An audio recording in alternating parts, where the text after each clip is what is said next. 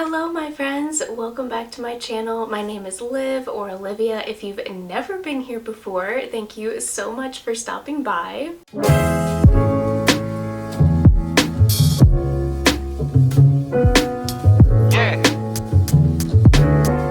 Today is one of my favorite videos that I love to film. It is a recap of all my favorite books that I have read in 2022, and let me just say it was super hard to narrow it down to just 15 books. I honestly could have picked 20 or 25 because I've had an amazing reading year. I was also going to try to narrow it down to just 10 books, but honestly that felt impossible as well. So these are my top favorite 15 books that I cannot wait to gush about. I was going to do kind of a countdown from 15 to 1 as my absolute favorite, but again, I could not choose because these books are all so different. They're in different genres, and I literally just cannot choose my top one favorite from this year. So we are going to go backwards in time in order that I read these, starting with January and then going through to December. So let's just go ahead and dive straight into all of my favorite books. This book is probably going to come as no surprise to you. The first book in the series made it on my favorites list last year, and that is Finley Donovan Knocks 'Em Dead. I cannot get enough of these characters. I cannot get enough of the shenanigans. It's a little bit unbelievable, yes, but it's also just so entertaining and such a fun wild ride. And especially in this book we get a little bit more invested with the love interest of Finley Donovan, and her friend Vero also has a little bit more of her own side plot in this book as well, which I thoroughly enjoyed. But I feel like the parts or things that I loved about this book I can't even talk about because it is number 2, so I definitely don't want to risk spoiling any of that for you. Finley is also a single mom just struggling through life, trying to make some money, and if you don't know anything about the first one, Finley Donovan actually gets hired as like a hitman to kill someone's husband, but it's on accident. She's actually a writer, and someone overhears her talking to her agent as they're in Panera about her new plot of her new story, and then she ends up getting hired, and it is just a wild ride. Like I said, it's unbelievable, but that's what makes this series so much fun. I also have an arc of the third one that may or may not be my first book of 2023 that I read because I just love this series that much. But honestly, I just need Elle Cosimano to write so many more books because she is an autobi author for me now, and I just cannot wait to see where she takes these characters and this story, and I will literally buy anything that she writes. So I'm just so excited to see where this goes. My next book is kind of one that shocked me, mainly because I tried reading Throne of Glass, absolutely hated it. I gave it 2 stars. So needless to say, I didn't think I was going to be the biggest Sarah J. Maas fan. I did read the ACOTAR series and I super loved that one. So instead of giving the Throne of Glass series another try, I decided to pick up House of Earth and Blood, and this book did not disappoint. I picked this book up right before the second one came out in hopes to read these back to back. Did not have the time to do that. I will be reading the second one in the new year, but I could not with this book. You can probably tell just how much I loved it from the tabs alone, but Sarah J. Maas has such a way of sucking you in and getting you invested in her characters especially. But what made this book unique and why I loved it so much is there's also a murder mystery involved, so you're kind of eliminating suspects, but she also has like a side romance going on, and the tension in this book is so good. That's what Sarah J. Maas writes so well. But I also found myself crying at the end of this, and she really just knows how to throw in a bag of emotions into every single book that she writes. I was considering putting this back down because the first 100 pages was so confusing. I could not pick up on the world building or what exactly was happening. I couldn't visualize any of the characters, but I'm so glad I held on because you can almost breeze over some things in the beginning to where it makes more sense later. And I'm just so glad that I decided to hang in there, finish this book, and the audiobook also really helped me enjoy it a lot more. I am just obsessed with our main character, Bryce Quinlan, because she has been through so much in her life. She has seen so much, and I just appreciate who she is as a person so much. She's so strong, she's so independent, and she's so smart, and I just love her as a character. But what I really loved about this was the friendship dynamic. I just thought that was such a sweet part of the story, and like I said, I love a good mystery thriller, so this book just felt right to me. Like, I knew I was gonna love it, and I really wish I hadn't put it off for so long. And my next book, which is also gonna be another obvious choice, is Children on the Hill by Jennifer McMahon. I have given Jennifer McMahon at least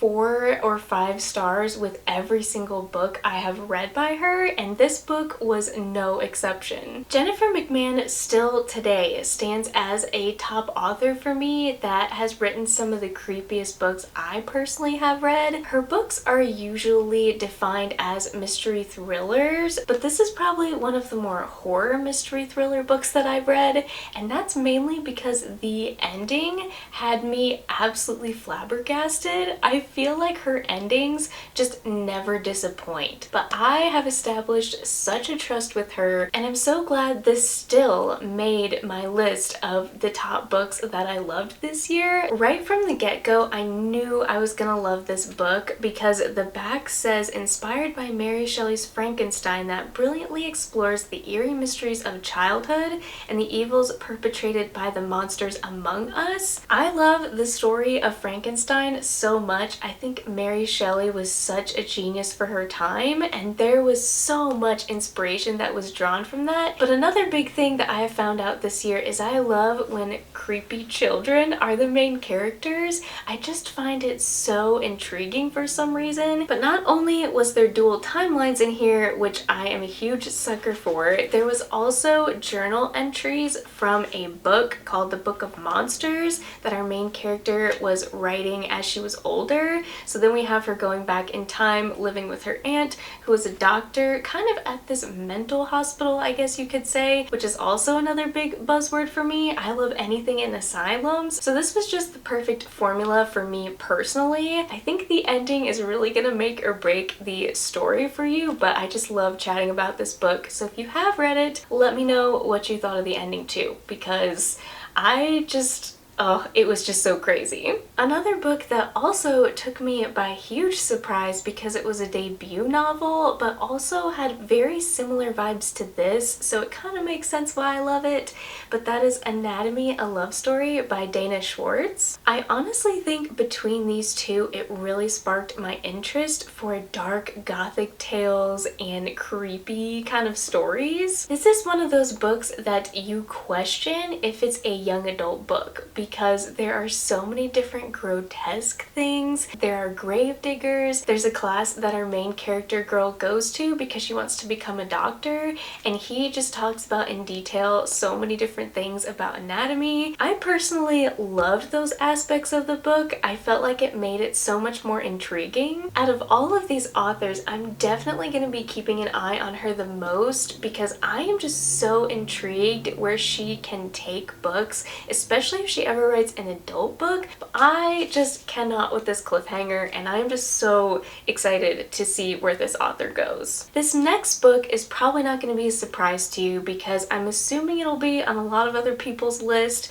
I don't know where in the world my physical copy went. I may have loaned it out to my friend who I thought would absolutely love this book as well, but that is Book Lovers by Emily Henry. Emily Henry is another author I know I can trust to love anything she writes. I feel like any of her books are always going to be on my top favorites of the year. This one was no exception, but I especially loved this one because it had to do with books. I feel like this was one of her best works yet. I typically don't love enemies to lovers, but I love the fact that this was kind of a grumpy dynamic between the two of them. I think it just made the tension so much more interesting and fun. But another big selling point point for me is our main character Nora has this sweet, sweet, sweet sister, and their humor and banter between each other just reminded me so much of my sister and I, and so I think this book just has a really special place in my heart because of that reason. But overall, this is one of the funniest books I've ever read to date. I think I tabbed almost every single page, or at least multiple things in different chapters, because I could not stop laughing. I don't know how Emily Henry does it, but I would just love to be best friends with her. I feel like she would be the life of the party. She just puts so much of her own personality into her characters that just make it so believable and so much fun. I loved every single part of this book. I loved the tension. Like I said, the sister dynamic. I love that this was a small town vibe in North Carolina. It just hits extra close to home when it's actually close to home for me. I'm just able to visualize things much better. I also teared up a little bit in the end, I'm not gonna lie, and I don't typically cry at books ever, so if you can evoke tears out of me or some type of emotion, you know I'm automatically just gonna love it. And another book that really set off my romance journey this year and got me so invested in figuring out what I liked in romance books, and I really think I did figure out that I love Friends to Lovers, because this is one of the best Friends to Lovers book I have ever read. I love when we follow two characters when they are children and kind of grow into adults and teenagers, and I just love when characters have a history together. It just makes it so much more believable, and I'm way more invested in something like this versus Enemies to Lovers. A big aspect that I loved about this book is this book was written for book lovers. Our main characters, Elliot and Macy, absolutely adored reading. That was a big part of this book, or an activity that they did together. I just felt an extra special connection to these two characters. I was really invested in them because they would share reviews and thoughts on books they've read that I've also read, and Elliot will always ask Macy her current favorite word, which I thought was another cute thing, and obviously that plays into the story. But overall, this was just a really sweet, wholesome romance. It didn't need a lot of plot to it. There was just those small moments that were so swoon-worthy, and I cannot wait to go through this and tab it up again, maybe next year. I loved it that much, and honestly, this is my favorite Christina Lauren book so far. Highly recommend. I just love a good childhood friends to lovers trope. And another romance book that completely took me by surprise, and I honestly shouldn't have been surprised because Taylor Jenkins Reid is so loved in this community, and that is One True Loves. Thinking back on it, I think the only reason that I picked this up in the first place is, again, it got a cover redesign. I don't know what it is about this year and people redesigning romance books, but clearly it caught my attention. This book is about Emma, whose husband sadly passes away, and it takes her a while to move on and want to date again, but when she goes back to her small town to work at her parents' bookshop, she then runs into an old friend who she may or may not start having feelings for, only to find out her husband never actually passed away in that plane accident. He comes back, he finds her, and of course Emma is left with a decision to make. Does she want to continue to pursue this relationship with her friend, or does she want to do the right thing and go and live with her husband? While I did get a little frustrated with the main character and her thought process and some choices she made, this book made me sob at the end. And again, if a book makes me cry or provokes some emotion from me, I'm going to give it 5 stars, hands down. There's no question about it. Taylor Jenkins Reid just has such a way with words. I tabbed so many things once again, whether it was life quotes or just really sweet moments. She just writes very mature and also realistic love stories, and I love that about her. And this so far stands as my favorite Taylor Jenkins Reid book. This is where it is at. I loved this so much. I just need her to write more stories like this. Next, I'm going to go ahead and get into some of the fallish books that I read this year. You'll probably notice there's a scary, creepy theme with some of these next books, but also I have a couple holiday romances at the end. Some of these books though I have talked about recently in my recent reads video, so I'm not going to talk super in depth about these books, but of course I had to mention them here because they ended up on my top favorites. So many of these books took me by surprise this year, but especially My Best Friend's Exorcism by Grady Hendrix. I had stayed away from this book for so long. I've read other Grady Hendrix books, but I really didn't think I was gonna love this one because the exorcism part. This is also another book that kind of jump-started my interest in the horror genre itself, but this book was so much more than horror. You don't really get those creepy elements until about the last fourth or like fifth of the book. Most of the time we follow Abby and Gretchen, who are best friends, and if there is a best friends trope in a book, I'm immediately gonna fall in love with it. Even when no one else believed Gretchen that there was something terribly wrong with her, Abby knew and took it upon herself to try to fix the problem, and she trusted her friend and knew her friend well enough, and I just love that part of this book. There was so many sweet moments between the two of them, especially in the end. I kind of got teared up a little bit because the two of them go through so much together in this book. But overall, once again, I'm so glad I trusted my gut. I trusted a couple of my friends that read this before me and said I would like it, even though this is not usually what I would ever pick up. I'm so glad that I did. And another book that I am so glad I held on and trusted Keisha, especially on this book, is The Last House on Needless Street by Catriona Ward. I was about 50 pages into this when I seriously considered DNFing it. I was very frustrated and aggravated that I couldn't figure out what in the world was going on in this book, but this was just off the walls, strange and weird, but it was also so unsettling and I didn't know where it was gonna go that it just intrigued me so much I had to keep reading. This is by far one of the weirdest books I have ever read. It's completely out of my comfort zone, but because of that, because of how unique it was, I couldn't give it anything less than 5 stars. It was so creative. Catriona Ward is such a mastermind and a genius behind the way she tells stories. This book just kind of gives me the creeps thinking about it, but in the best way possible. And the next book that I heard absolutely no one talking about, but I decided to pick it up on a whim. I just had this feeling I was gonna love it, and that's The Dead Romantics by Ashley Poston. I've gotten so many people to read this and love this as well, and it just makes my heart so happy. Our main character, Florence, is a ghostwriter for a writer that's passed away, but she may or may not end up falling in love with her agent, who also may or may not be a ghost.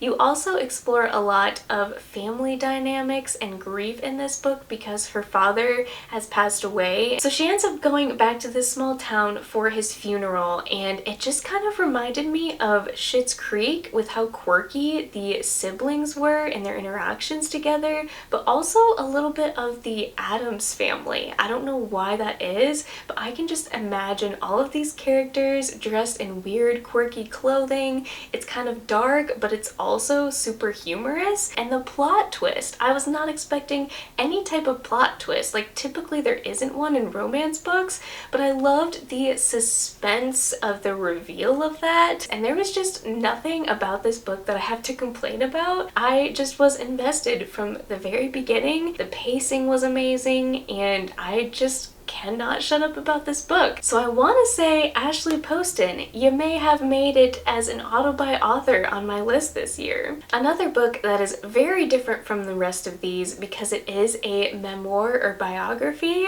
that is I'm Glad My Mom Died by Jennette McCurdy. I wish I owned a physical copy of this book, but I'm kind of glad I listened to it on audio because this book was just so impactful. It's a book you feel like you can't sit here and rate it 5 out of 5 stars stars because this is someone's life experience. But if I could rate it all of the stars, I would, because this is just a book that you don't forget. It evokes so many different emotions. We just follow her from a very small age up until when she was on iCarly, and the traumatic things she went through and how her mother mentally and physically abused her is just absolutely appalling. Definitely look up trigger warnings before you read this. This was definitely very uncomfortable to read at times, but that is kind of the point of her telling this story. It is just to remind us all that these things exist and to look for the signs of them, and it's just such a sad, sad, sad story, and I'm so glad that she finally decided to tell it there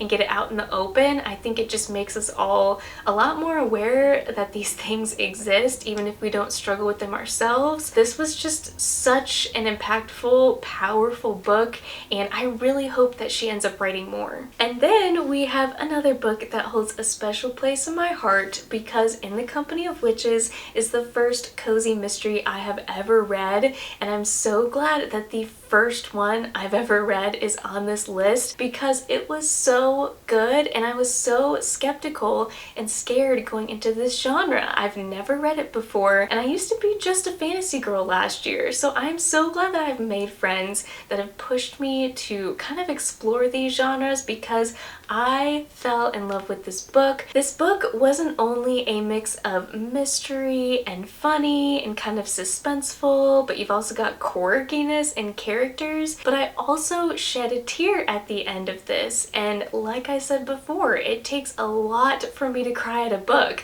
So if I cry at a book, it's an automatic 5 stars, which is what this one was. But I really think I found my niche when it comes to cozy mysteries is I really love something a little bit more paranormal or fantasy, which makes sense because that's my favorite genre. I could literally sit here all day and talk you into reading this book, but I think what stands out to me the most is Aunt Nora. Her humor and her strong-willed kind of determination was not only really funny, but it was also super inspiring. I have 0 complaints, and I don't want to sit here and talk about it for an hour or you would never finish this video. So this, I'm just so pleased and happy that my first ever cozy mystery made it to this list. Another book that made it to the top of my list, which is another cozy book. I have no idea where my physical copy went. Maybe I lent it out to someone. I have no idea, but that is Legends and Lattes by Travis Baldree. This book stood out to me, I think because it was such a different pace than I typically read in fantasy. In this book, we just follow an orc Viv who comes to this small town. She teaches people what coffee means,